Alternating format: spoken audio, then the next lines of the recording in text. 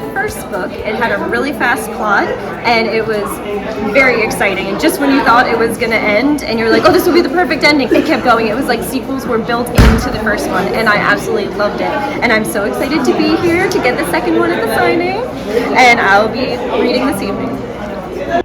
First of all, we're still following Eleanor and Alec's storyline going forward, but at the same time, it's a little bit of a prequel because it's going back to talk about her parents' generation. So we get the backstory of how her mother Igraine and her father Unric fell in love, and we learned in book 1 that they had a love match, and that Igraine had basically left her family in order to join his, but we don't know much more than that. So this book really delves into that, and at the same time, I couldn't look into Igraine's story without looking into Montag's story. So the book is also seen through Montag's point of view at times, and that was really fun to write.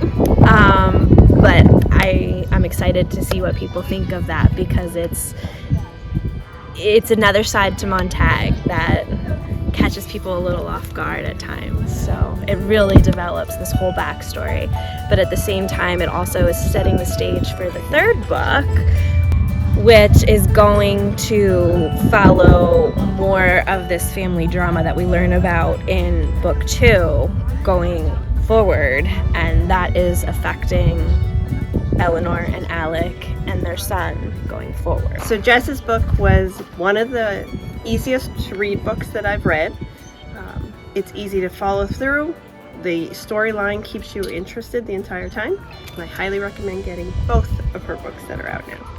It was an easy read. I read it in a night. I couldn't put it down. I had to get to the end of it. I couldn't wait for the second one to come out, and I did the same thing. I'm anxious for the third one. It's just a really good book. We have a long way to wait. Yeah, we have a long way to wait for the third one, but we've already been warned we're going to be waiting. So I feel the same way. I got engrossed immediately. It was a fantastic story, and I found myself not wanting to get up off the couch. I just read and read and read. It was very compelling with the characters, and the tension in it heightened all the way through the book. So by the end, you wanted more, and even though the first novel had an outcome, you were looking for more. So I'm glad the second novel is out now.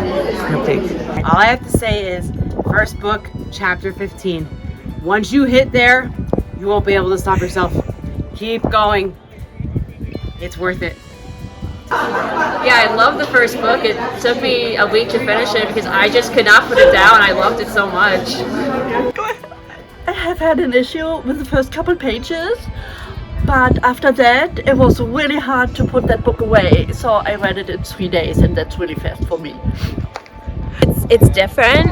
It is, the first book it is much more of a romance than the second book. I mean, the second book has elements of romance, but the first book is really it's a little, I don't know if heavier is the right word in as a romance novel.